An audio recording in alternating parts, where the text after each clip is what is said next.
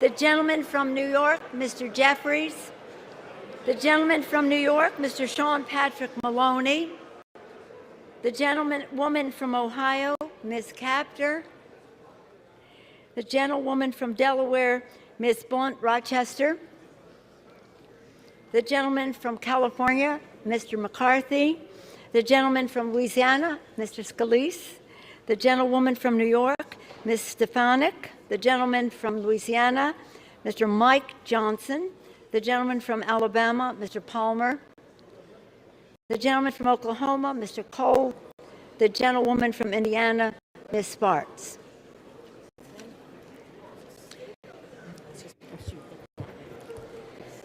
The President of the Senate, at the direction of that body, appoints the following senators as members of the Committee on the part of the Senate to escort the President of the United States into the House chamber.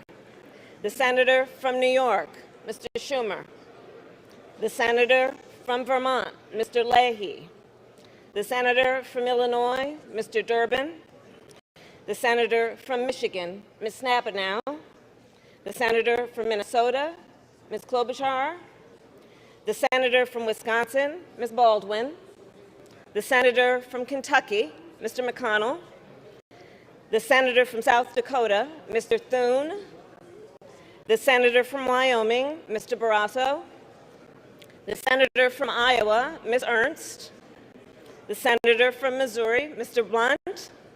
And the Senator from Iowa, Mr. Grassley. The members of the Escort Committee will exit the chamber through the lobby doors.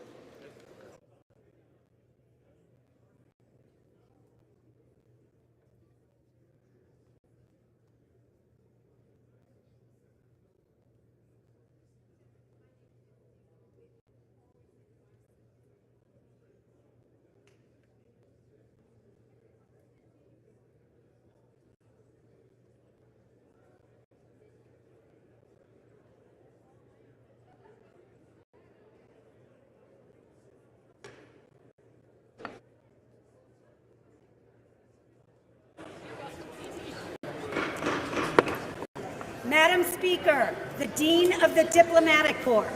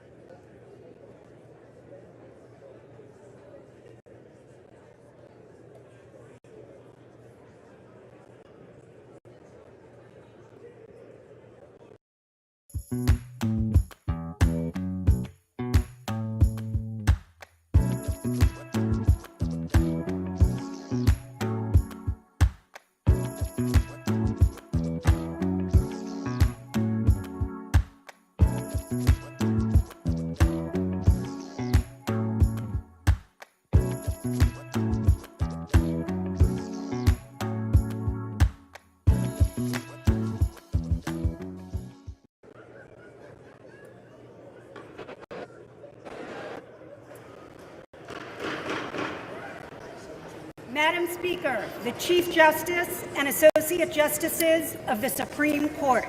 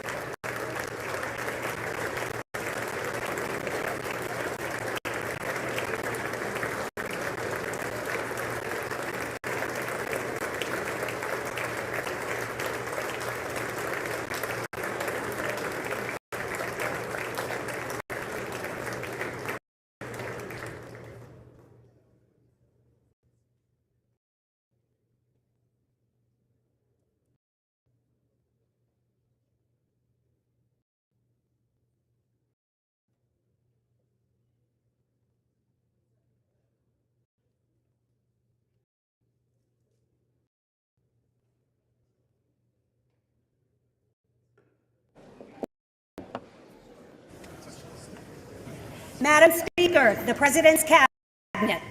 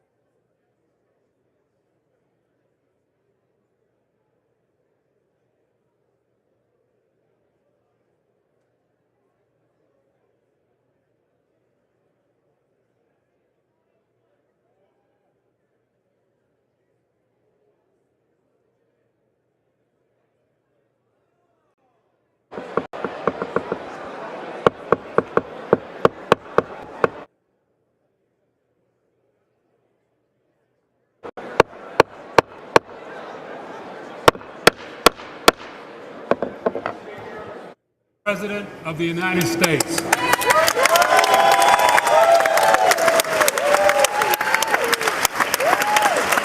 I like the flag.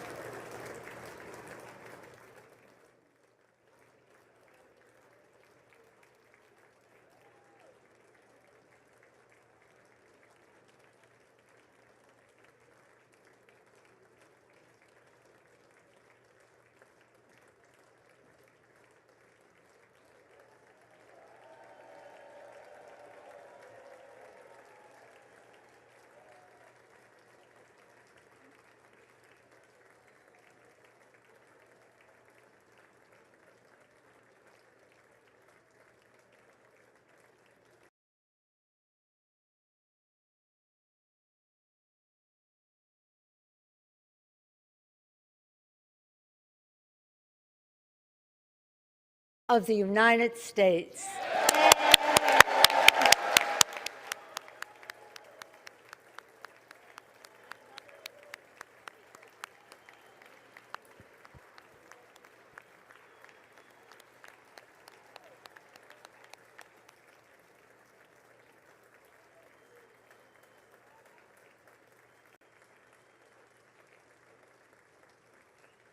Thank you, thank you.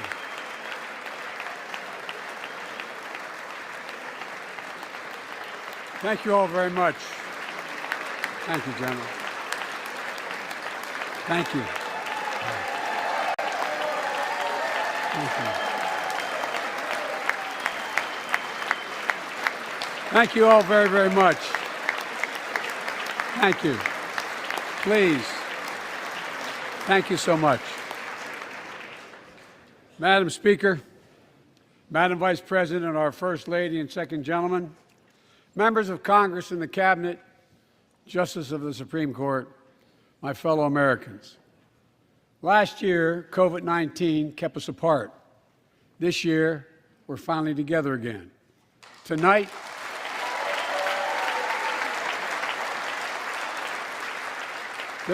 we meet as Democrats, Republicans, Independents, but most importantly, as Americans, with the duty to one another, to America, to the American people, to the Constitution, and an unwavering resolve that freedom will always triumph over tyranny.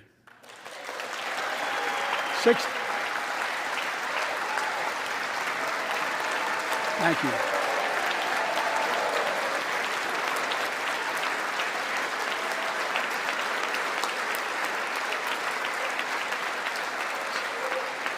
Six days ago, Russia's Vladimir Putin sought to shake the very foundations of the free world. thinking he could make it bend to his menacing ways. But he badly miscalculated.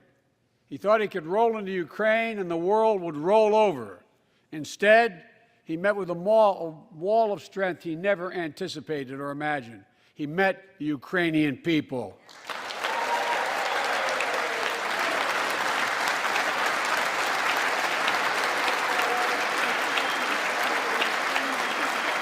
From President Zelensky to every Ukrainian, their fearlessness, their courage, their determination literally inspires the world. Groups of citizens blocking tanks with their bodies, everyone from students to retirees to teachers, turned soldiers defending their homeland. And in this struggle, President Zelensky said in his speech to the European Parliament, "Light will win over darkness." The Ukrainian ambassador to the United States is here tonight, sitting with the First Lady. Let each of us, if you're able to stand and send an unmistakable signal to the world of Ukraine. Thank you. Thank you, thank you, thank you.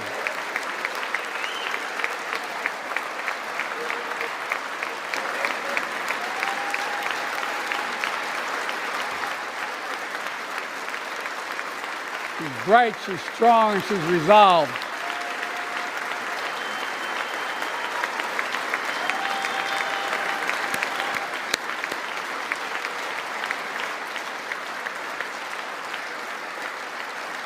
Yes,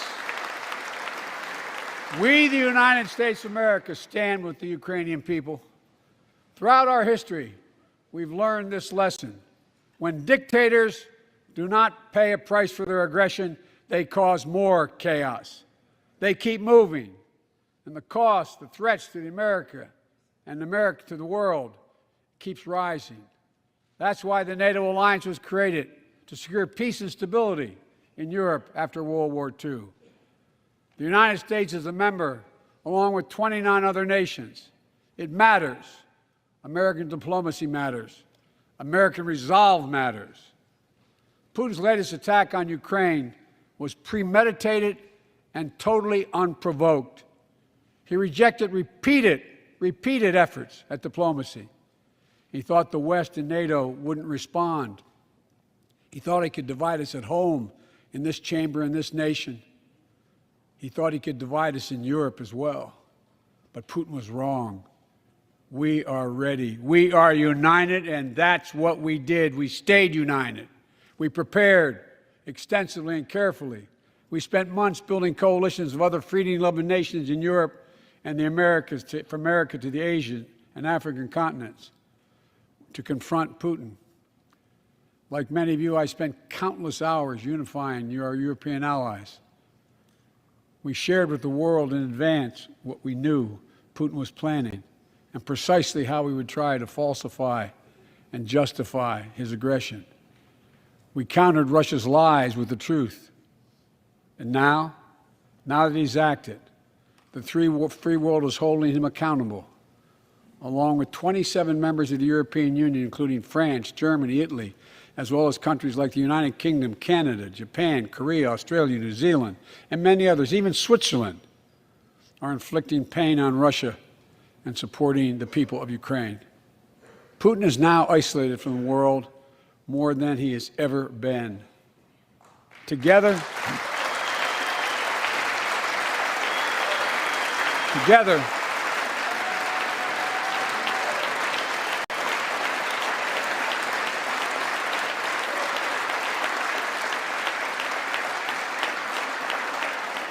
along with our allies, we are right now enforcing powerful economic sanctions. We're cutting off Russia's largest banks from the international financial system, preventing Russia's central bank from defending the Russian ruble, making Putin's $630 billion war fund worthless. We're choking Russia's access. To technology that will sap its economic strength and weaken its military for years to come.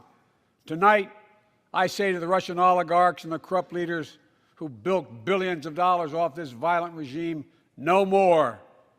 The United States, I mean it.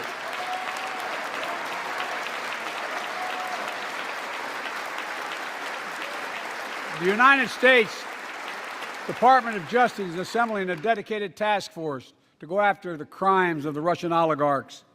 We're joining with European allies to find and seize their yachts, their luxury apartments, their private jets. We're coming for your ill-begotten gains. And tonight, I'm announcing that we will join our allies in closing off American airspace to all Russian flights, further isolating Russia and adding additional squeeze on their economy.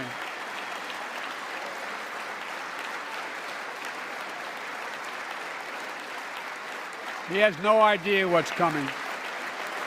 The ruble has already lost 30% of its value. The Russian stock market has lost 40% of its value, and trading remains suspended. The Russian economy is reeling, and Putin alone is the one to blame. Together with our allies, we're providing support to the Ukrainians in their fight for freedom. Military assistance, economic assistance, humanitarian assistance. We're giving more than $1 billion of direct assistance to Ukraine, and will continue to aid the Ukrainian people as they defend their country and help ease their suffering.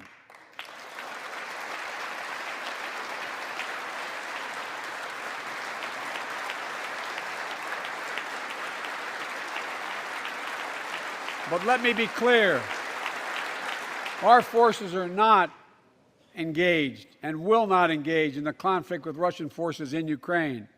Our forces are not going to Europe to fight Ukraine, but to defend our NATO allies in the event that Putin decides to keep moving west.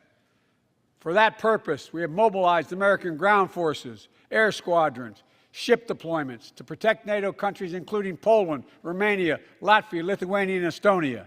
And as I've made crystal clear, the United States and our allies will defend every inch of territory that is NATO territory with the full force of our collective power. Every single inch.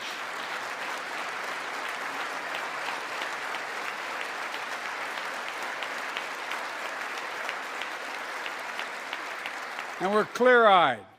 The Ukrainians are fighting back with pure courage. But the next few days, weeks, and months will be hard on them. Putin has unleashed violence and chaos. But while he may make gains on the battlefield, he'll pay a continuing high price over the long run. And a pound of Ukrainian people, the proud, proud people, pound for pound, ready to fight with every inch of energy they have. They've known 30 years of independence, have repeatedly shown that they will not tolerate anyone who tries to take their country backwards. To all Americans, I'll be honest with you, as I always promised I would be. A Russian dictator invading a foreign country has cost around the world. And I'm taking robust action to make sure the pain of our sanctions is targeted at the Russian economy, and that we use every tool at our disposal to protect American businesses and consumers. Tonight, I can announce the United States has worked with 30 other countries to release 60 million barrels of oil from reserves around the world. America will lead that effort, releasing 30 million barrels of our own strategic petroleum reserve.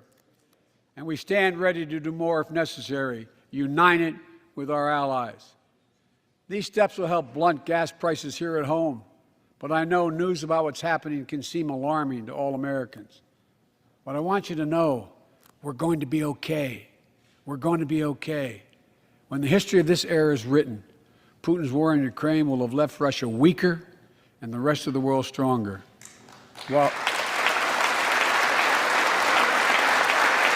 it shouldn't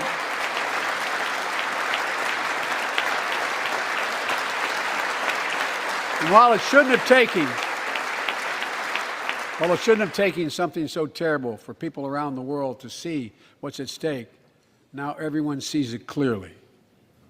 We see the unity among leaders of nations, a more unified Europe, a more unified West. We see unity among the people who are gathering in cities and large crowds around the world, even in Russia, to demonstrate their support for the people of Ukraine.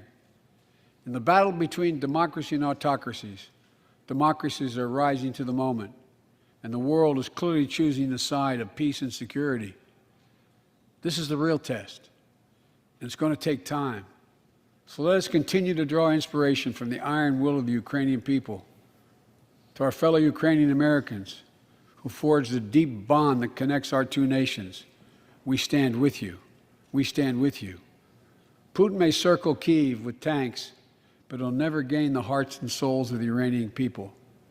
He'll never extinguish their love of freedom, and he will never weaken the resolve of the free world.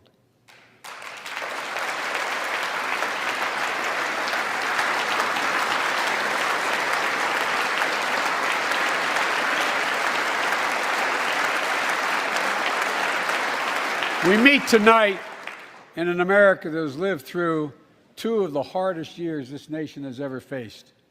The pandemic has been punishing, and so many families are living paycheck to paycheck, struggling to keep up with the rising cost of food, gas, housing, and so much more. I understand, like many of you did. My dad had to leave his home in Scranton, Pennsylvania to find work. So like many of you, I grew up in a family when the price of food went up, it was felt throughout the family. It had an impact. That's when one of the first things I did as president was fight to pass the American Rescue Plan. Because people were hurting, we needed to act, and we did. Few pieces of legislation have done more at a critical moment in our history to lift us out of a crisis. It fueled our efforts to vaccinate the nation and combat COVID-19, delivered immediate economic relief to tens of millions of Americans. It helped put food on the table. Remember those long lines of cars waiting for hours just to get a box of food put in their trunk. It cut the cost of health care insurance. And as my dad used to say, it gave the people just a little bit of breathing room. Unlike the $2 trillion tax cut passed in the previous administration that benefited the top 1% of Americans, the American Rescue Plan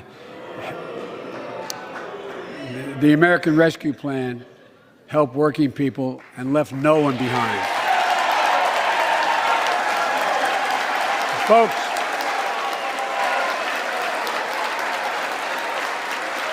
and it worked. It worked.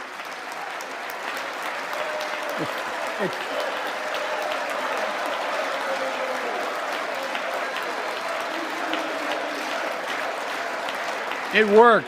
We created jobs, lots of jobs. In fact, our economy created over 6.5 million new jobs just last year. More jobs in 1 year than ever before in the history of the United States of America. The economy grew at a rate of 5.7 last year, the strongest growth rate in 40 years. And the first step in bringing fundamental change to our economy that hasn't worked for working people in this nation for too long. For the past 40 years, we were told that tax break for those at the top and benefits would trickle down and everyone would benefit. But that trickle-down theory led to a weaker economic growth, lower wages, bigger deficits, and a widening gap between the top and everyone else in nearly a century. Look, Vice President Harris and I ran for office, and I realize we have fundamental disagreements on this, but ran for office with a new economic vision for America. Invest in America, educate Americans, grow the workforce, build the economy from the bottom up and the middle out, not from the top down, because we know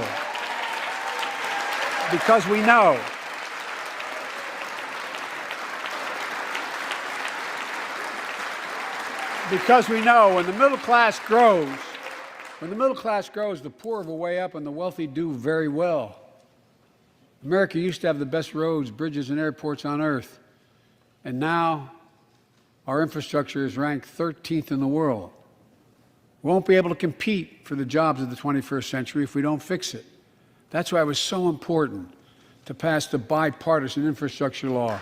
And I thank my Republican friends who joined to invest and rebuild America, the single biggest investment in history. It was a bipartisan effort, and I want to thank the members of both parties who worked to make it happen. We're done talking about infrastructure weeks. We're now talking about an infrastructure decade. And look, it's going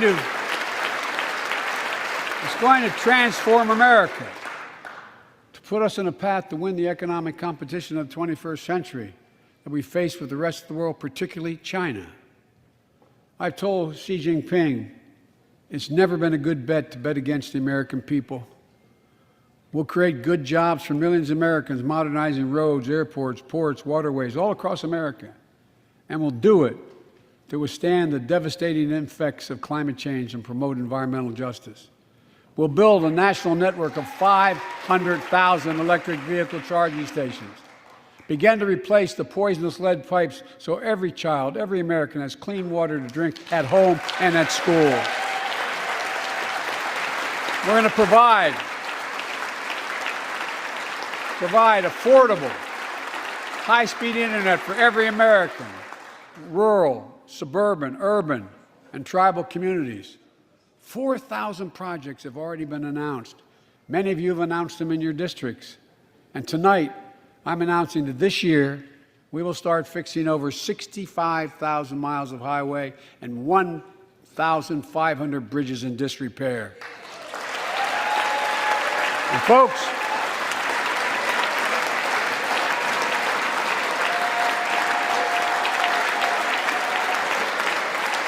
when we use taxpayers' dollars to rebuild America, we're going to do it by buying America.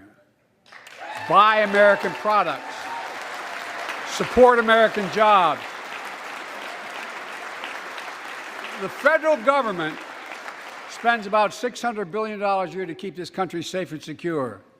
There's been a law on the books for almost a century to make sure taxpayers' dollars support American jobs and businesses. Every administration, Democrat and Republican, says they'll do it, but we're actually doing it. We'll buy America to make sure everything from the deck of an aircraft carrier to the steel on highway guardrails is made in America from beginning to end. All of it. All of it.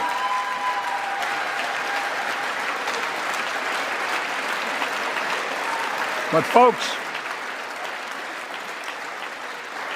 to compete for the jobs of the future, we also need a level playing field with China and other competitors. That's why it's so important to pass the Bipartisan Innovation Act sitting in Congress that will make record investments in emerging technologies and American manufacturing. We used to invest almost 2% of our GDP in research and development. We don't now. China is. Let me give you one example why it's so important to pass.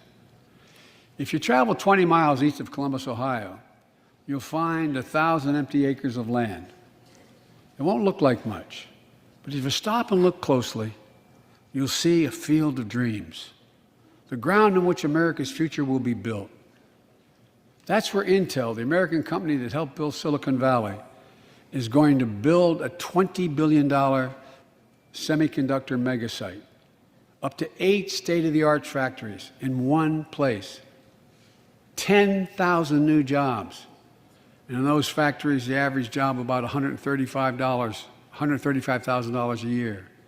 Some of the most sophisticated manufacturing in the world to make computer chips the size of a fingertip, that power the world in everyday lives, from smartphones, technology, the internet, technology that's yet to be invented. But that's just the beginning. Intel CEO Pat Gelsinger, who is here tonight, I don't know where Pat is. Pat, there you go, Pat, stand up.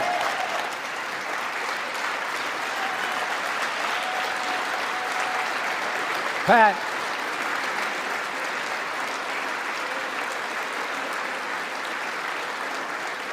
came to see me and he told me they're ready to increase their investment from $20 billion to $100 billion. That would be the biggest investment in manufacturing in American history. And all they're waiting for is for you to pass this bill. So let's not wait any longer. Send it to my desk, I'll sign it, and we'll really take off in a big way. And folks,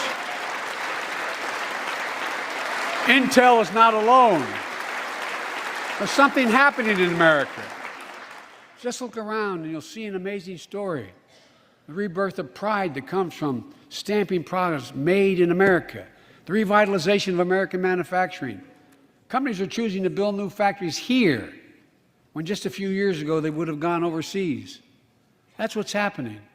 Ford is investing $11 billion in electric vehicles, creating 11,000 jobs across the country. GM is making the largest investment in its history, $7 billion to build electric vehicles, creating 4,000 jobs in Michigan. All told, 369,000 new manufacturing jobs were created in America last year alone. Folks,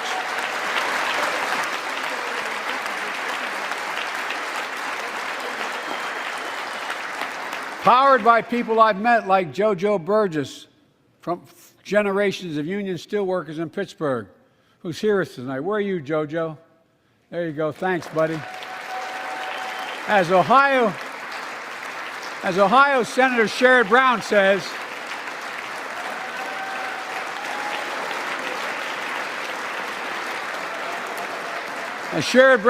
it's time to bury the label Rust Belt.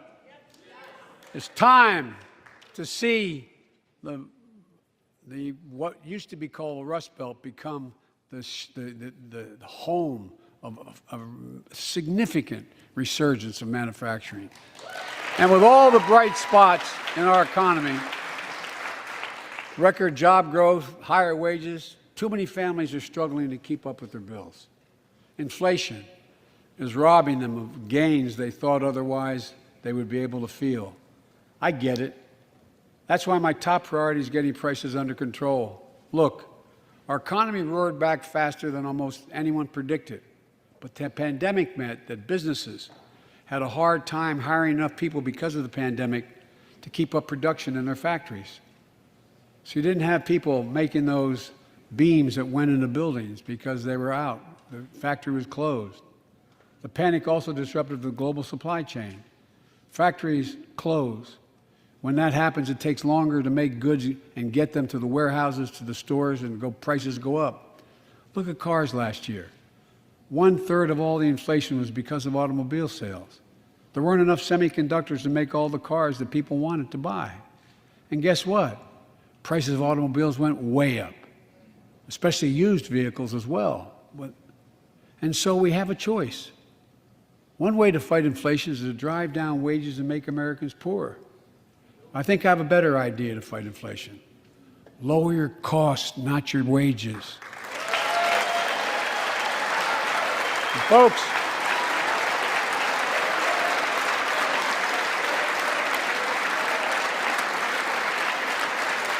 that means make more cars and semiconductors in America, more infrastructure and innovation in America, more goods moving faster and cheaper in America, more jobs where you can earn a good living in America. Instead of relying on foreign supply chains, let's make it in America. Look, economists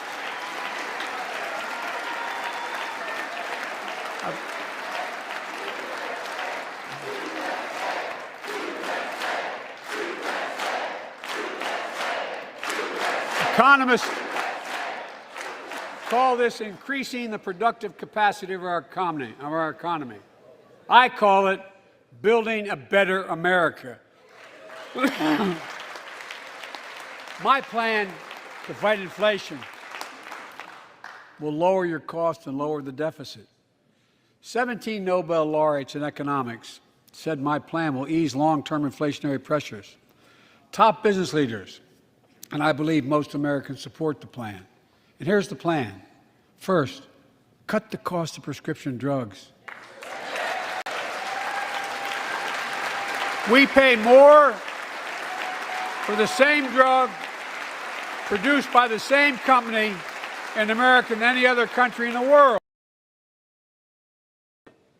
1 in 10 Americans has diabetes. In Virginia, I had a 13-year-old boy, the handsome young man standing up there, Joshua Davis. He and his dad both have type 1 diabetes, which means they need insulin every single day. Insulin costs about $10 a vial to make. That's what it costs the pharmaceutical company. But drug companies charge families like Joshua and his dad up to 30 times that amount. I spoke with Joshua's mom. Imagine what it's like to look at your child who needs insulin to stay healthy and have no idea how in God's name you're going to be able to pay for it. What it does to your family, but what it does to your dignity, your ability to look your child in the eye, to be the parent you expect yourself to be. I really mean to think about that. That's what I think about. You know, yesterday, Joshua's here tonight, but yesterday was his birthday. Happy birthday, buddy, by the way. For Joshua and 200,000 other young people with type 1 diabetes, let's cap the cost of insulin at $35 a month so everyone can afford it. And drug companies will do very, very well, their profit margin. While we're at it, I know we have great disagreements on this floor of this. Let's let Medicare negotiate the price of prescription drugs.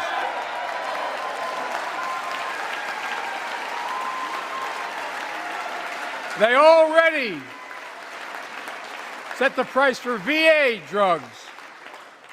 Look, the American Rescue Plan is helping millions of families with Affordable Care Act plans to save them $2,400 a year on their health premiums. Let's close the coverage gap and make these savings permanent. And second, let's cut energy costs for families, an average of $500 a year by combating climate change. Let's provide an investment tax credits to weatherize your home and your business, to be energy efficient and get a tax credit for it. Double America's clean energy production in solar, wind, and so much more. Lower the price of electric vehicles, saving another $80 a month that you're not going to have to pay at the pump. Folks,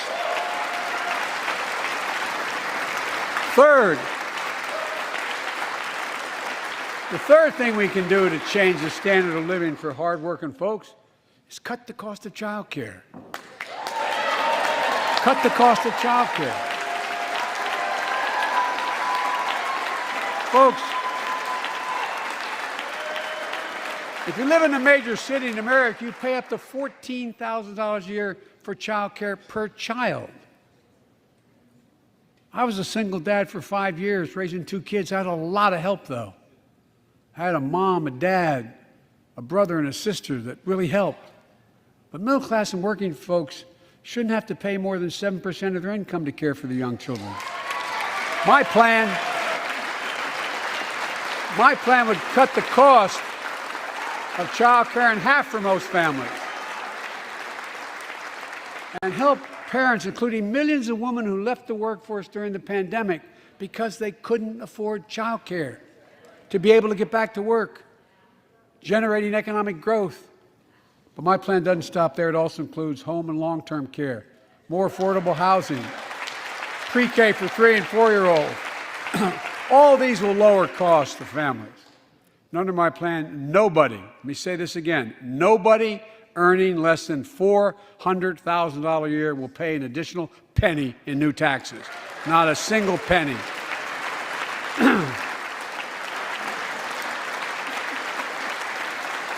I may be wrong, but my guess is if we took a secret ballot in this floor, that we'd all agree that the present tax system ain't fair. We have to fix it. I'm not looking to punish anybody, but let's make corporations and wealthy Americans start paying their fair share. Look, last year,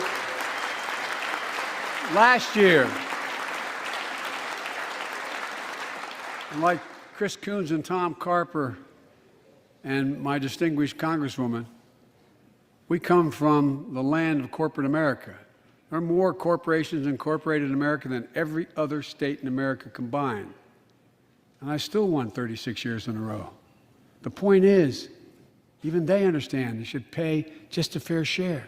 Last year, 55 of the Fortune 500 companies earned $40 billion in profit and paid zero in federal taxes.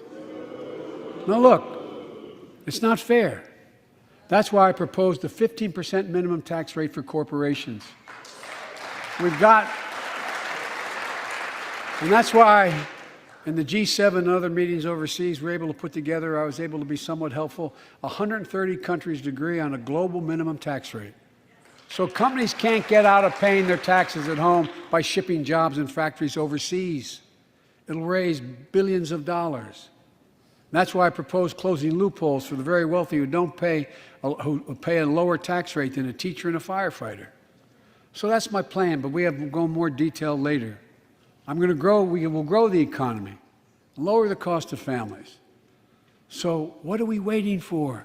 Let's get this done. We all know we've got to make changes.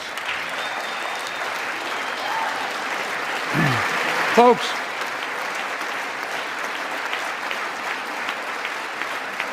and while you're at it, confirm my nominees for the Federal Reserve, which plays a critical role in fighting inflation. My plan will not only lower costs and give families a fair shot, it will lower the deficit. The previous administration not only ballooned the deficit with those tax cuts for the very wealthy and corporations, it undermined the watchdogs, the job of those to keep pandemic relief funds being wasted. Remember we had those debates about whether or not those watchdogs should be able to see every day how much money was being spent, where was it going to the right place? But in my administration, the watchdogs are back.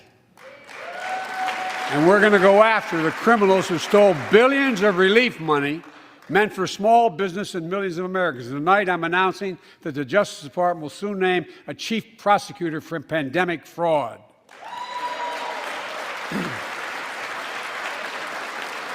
And look,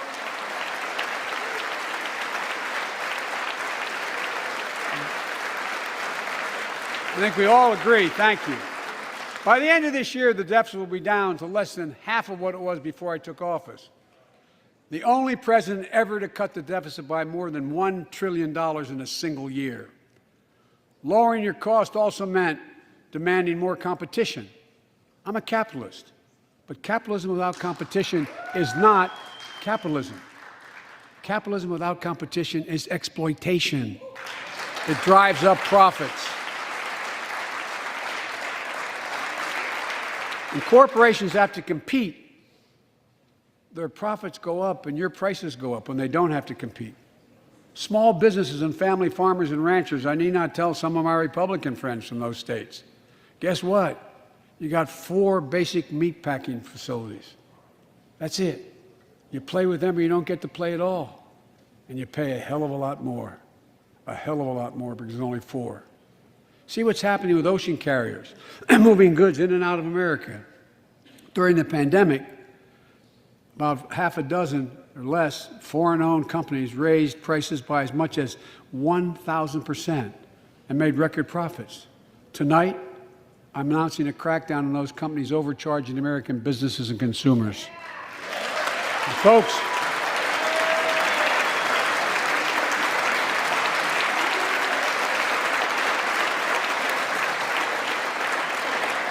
and as Wall Street firms take over more nursing homes, quality in those homes has gone down and costs have gone up.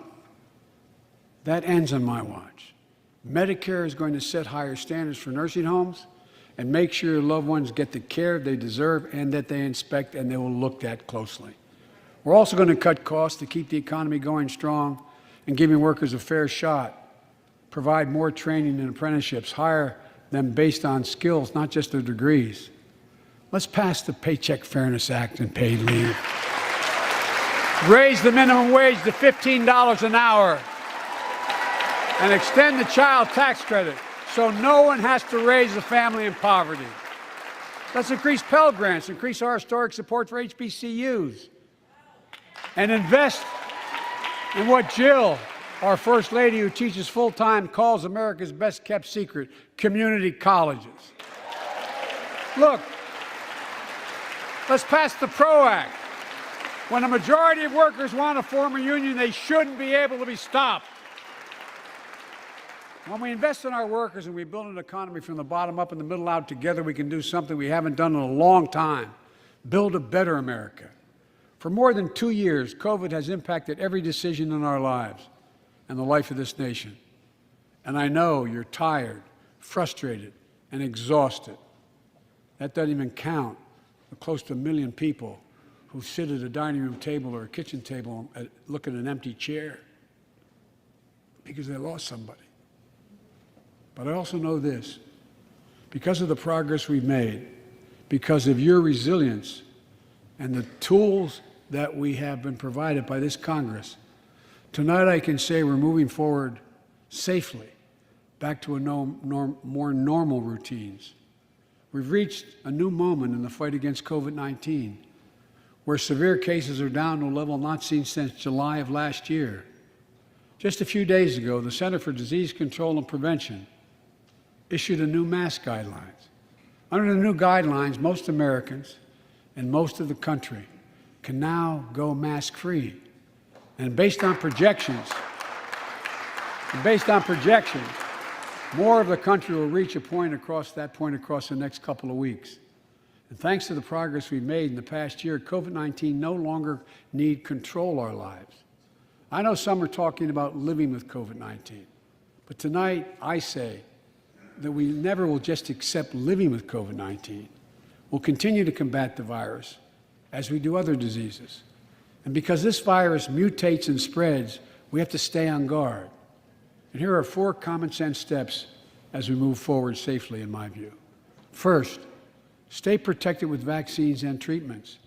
We know how incredibly effective vaccines are. If you're vaccinated and boosted, you have the highest degree of protection. We'll never give up on vaccinating more Americans. Now, I know parents with kids under 5 are eager to see their vaccines authorized for their children. Scientists are working hard to get that done. We'll be ready with plenty of vaccines if and when they do. We're all ready. We are also ready with antiviral treatments. If you get COVID-19, the Pfizer pill reduces your chances of ending up in the hospital by 90%. I've ordered more pills than anyone in the world has. Pfizer is working overtime to get us 1 million pills this month and more than double that next month. And now we're launching the Test to Treat initiative, so people can get tested at a pharmacy, and if they prove positive, receive the antiviral pills on the spot at no cost. And folks, if you're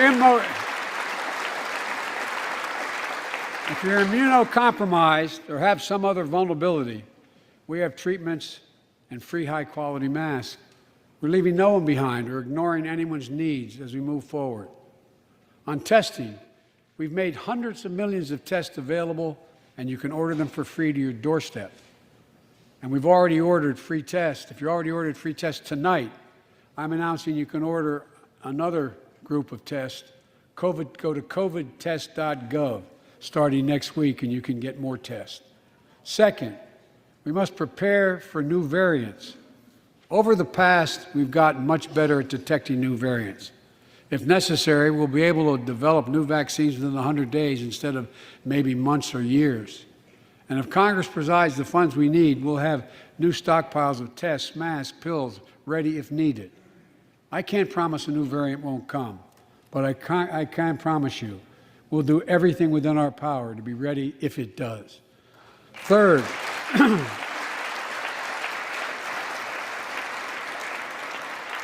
we can end the shutdown of schools and businesses.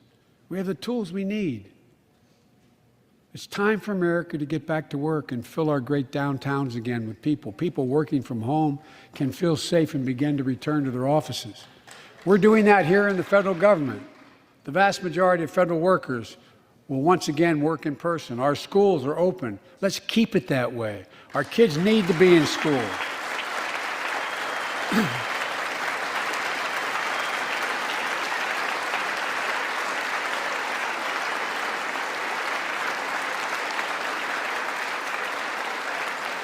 With 75% of adult Americans fully vaccinated and hospitalizations down by 77%, most Americans can remove their masks and stay in the classroom and move forward safely. We achieved this because we provided free vaccines, treatments, tests, and masks. Of course, continuing this costs money, so I'll not surprise you. I'll be back to see you all. And I'm going to soon send a request to Congress The vast majority of Americans have used these tools and may want again. We may need them again. So I expect Congress, and I hope you'll pass that quickly. Fourth, we'll continue vaccinating the world. We've sent 475 million vaccine doses to 112 countries, more than any nation on earth. We won't stop because you can't build a wall high enough to keep out a vaccine. The vaccine can stop the spread of these diseases. You know, we've lost so much in COVID-19. Time with one another. The worst of all, the loss of life.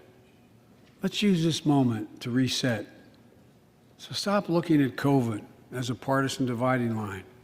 See it for what it is, a god-awful disease. Let's stop seeing each other as enemies and start seeing each other for who we are, fellow Americans. Look,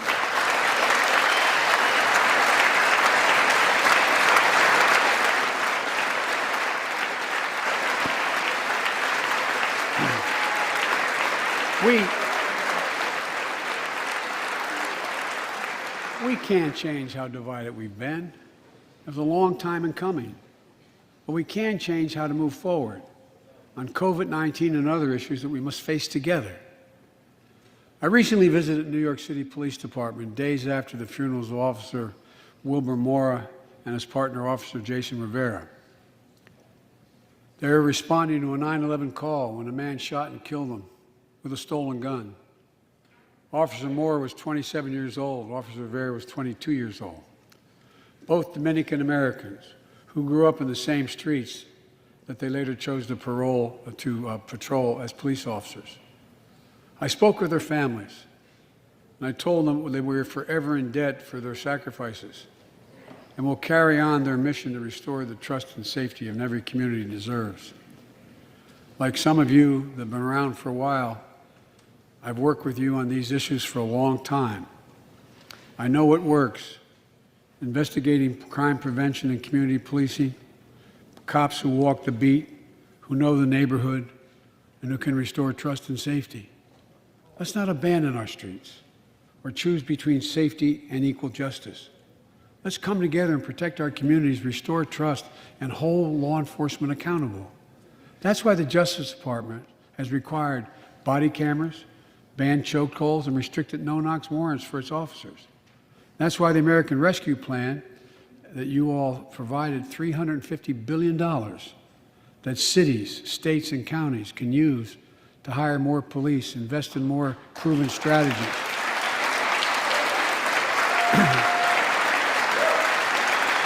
Proven strategies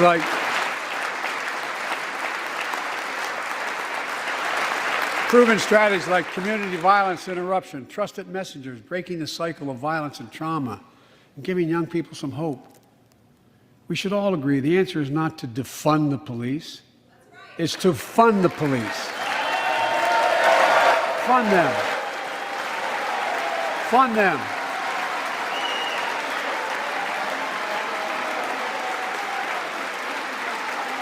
Fund them with resources and training. Resources and training they need to protect our communities. I ask Democrats and Republicans alike to pass my budget and keep our neighborhoods safe. And we'll do everything in my power to crack down on gun trafficking of ghost guns that you can buy online, assemble at home, no serial numbers, can't be traced. I ask Congress to pass proven measures to reduce gun violence. Pass universal background checks. Why should anyone on the terrorist list be able to purchase a weapon? Why? Why? And folks, ban assault weapons with high-capacity magazines that hold up to 100 rounds. You think the deer are wearing Kevlar vests?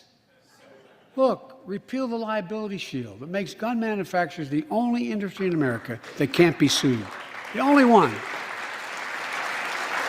Imagine had we done that with the tobacco manufacturers.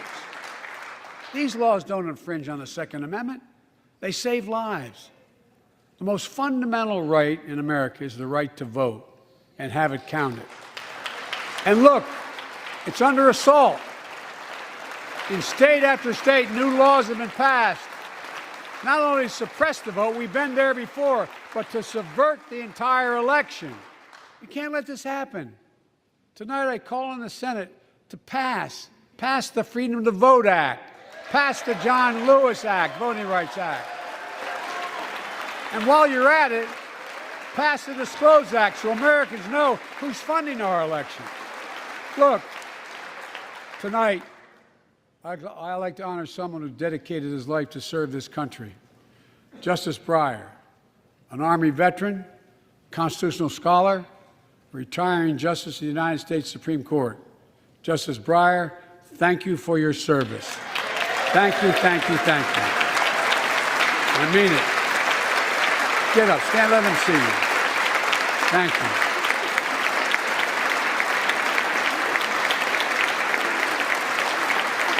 And we all know, no matter what your ideology, we all know one of the most serious constitutional responsibility a president has is nominating someone to serve on the United States Supreme Court.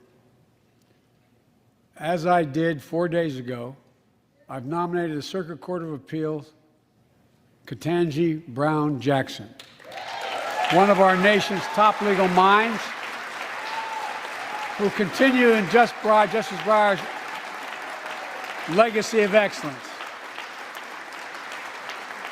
A former top litigator in private practice, a former federal public defender, from a family of public school educators and police officers. She's a consensus builder. Since she's been nominated, she's received a broad range of support, including the Fraternal Order of Police and former judges supported by Democrats and Republicans. Folks, if we're to advance liberty and justice, we need to secure our border and fix the immigration system.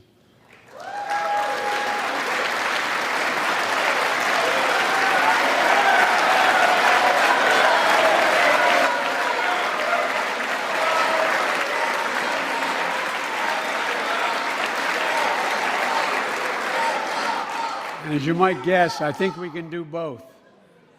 At our border, we've installed new technology like cutting-edge scanners to better detect drug smuggling. We've set up joint patrols with Mexico and Guatemala to catch more human traffickers. We're putting in place dedicated immigration judges in a significant larger number so families fleeing persecution and violence can have their cases heard faster, and those who don't legitimately hear can be sent back. We're screening, we're securing commitments and supporting partners in South and Central America to host more refugees and secure their own borders. We can do all this while keeping lit the torch of liberty that has led a generation of immigrants to this land, my forebears and many of yours. Provide a pathway to citizenship for dreamers, those with temporary status, farm workers, essential workers. Revise our laws so businesses have workers they need and families don't wait decades to reunite. It's not only the right thing to do, it's economically smart thing to do. That's why the immigration reform is supported by everyone from labor unions to religious leaders to the U.S. Chamber of Commerce. Let's get it done once and for all. Folks,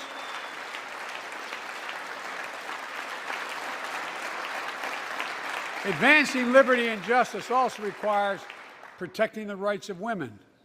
The constitutional right affirmed by Roe v. Wade, standing precedent for half a century, is under attack as never before. If you want to go forward, not backwards, we must protect access to health care, preserve a woman's right to choose, and continue to advance maternal health care for all Americans. And folks, for our LGBTQ plus Americans, let's finally get the Bipartisan Equality Act to my desk. The onslaught of state laws targeting transgender Americans and their families, it's simply wrong. And I said last year, especially to our younger transgender Americans, I'll always have your back as your president so you can be yourself and reach your God-given potential. Folks,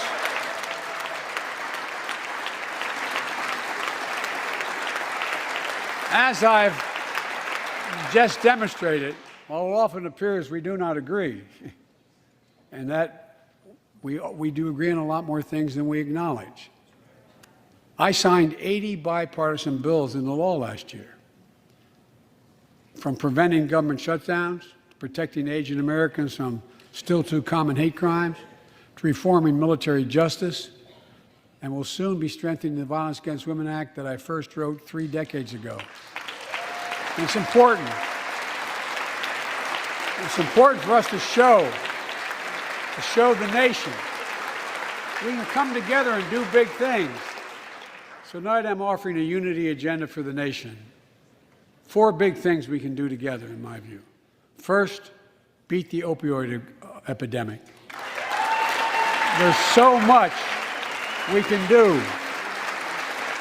Increase funding for prevention, treatment, harm reduction, and recovery. Get rid of outdated rules and stop doctors that stop doctors from prescribing treatments.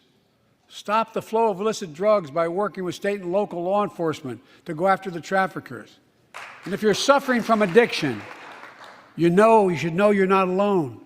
I believe in recovery, and I celebrate the 23 million Americans in recovery.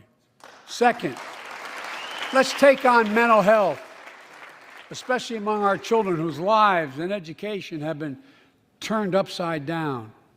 The American Rescue Plan gave schools money to hire teachers and help students make up for lost learning.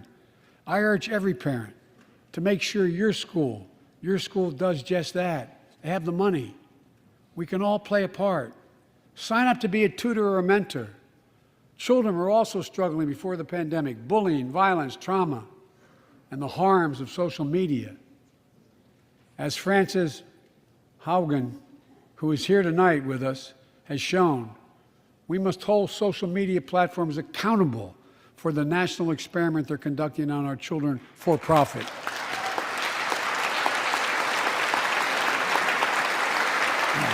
Folks, thank you. Thank you for the courage you showed.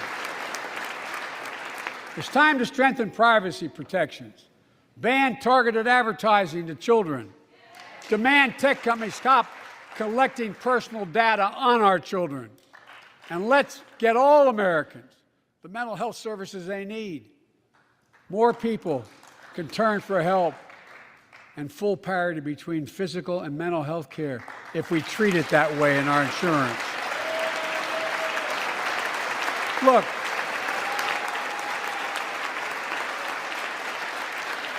the third piece of that agenda is support our veterans. Veterans are the backbone and the spine of this country. They're the best of us. I've always believed that we have a sacred obligation to equip those we send to war and care for those in their family when they come home. My administration is providing assistance in job training, housing, and now helping lower-income veterans get VA care debt-free. And our troops in Iraq and Afghanistan have faced many dangers, one being stationed at bases breathing in toxic smoke from burn pits. Many of you have been there. I've been in and out of Iraq and Afghanistan over 40 times. These burn pits that incinerate waste, the waste of war, medical and hazardous material, jet fuel, and so much more. And they come home, many of the world's fittest and best trained warriors in the world. Never the same. Headaches, numbness, dizziness. A cancer that would put them in a flag-draped coffin. I know. One of those soldiers was my son, Major Bo Biden. I don't know for sure if the burn pit that he lived near, that his hooch was near in Iraq and earlier than that in Kosovo, is the cause of his brain cancer, the disease of so many other troops. But I am committed to find out everything we can, committed to military families like Danielle Robinson from Ohio, the widow of Sergeant First Class Heath Robinson. He was born a soldier, Army National Guard, combat medic in Kosovo and Iraq, stationed near Baghdad, just yards from burn pits the size of football fields. Danielle is here with us tonight. They love going to Ohio State football games.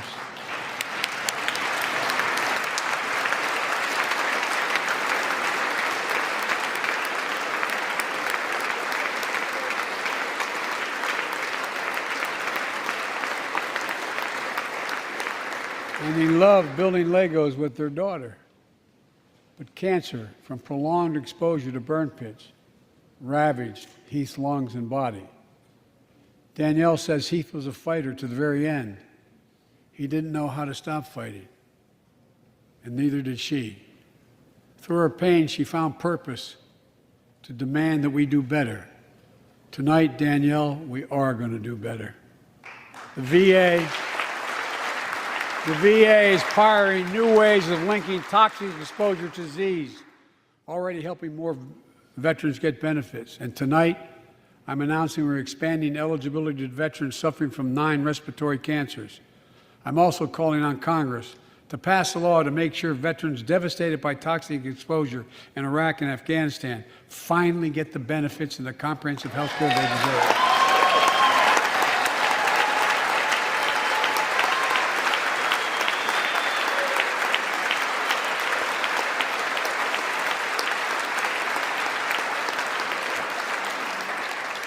And fourth and last, let's end cancer as we know it.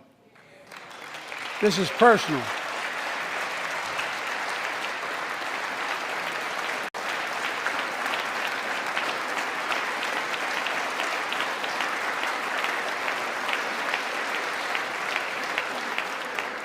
This is personal to me and to Jill and to Kamala and so many of you. So many of you have lost someone you love. Husband, wife, son, daughter, mom, dad. Cancer is the #2 cause of death in America, second only to heart disease. Last month, I announced the plan to supercharge the cancer moonshot that President Obama asked me to lead 6 years ago. Our goal is to cut cancer death rates by at least 50% over the next 25 years, and I think we can do better than that. Turn cancers from death sentences into treatable diseases. More support for patients and their families. To get there, I call on Congress to fund what I called ARPA-H, Advanced Research Projects Agency for Health, patterned after DARPA and the Defense Department, projects that led in DARPA to the internet, GPS, and so much more to make our forces more safer and be able to wage war with more clarity.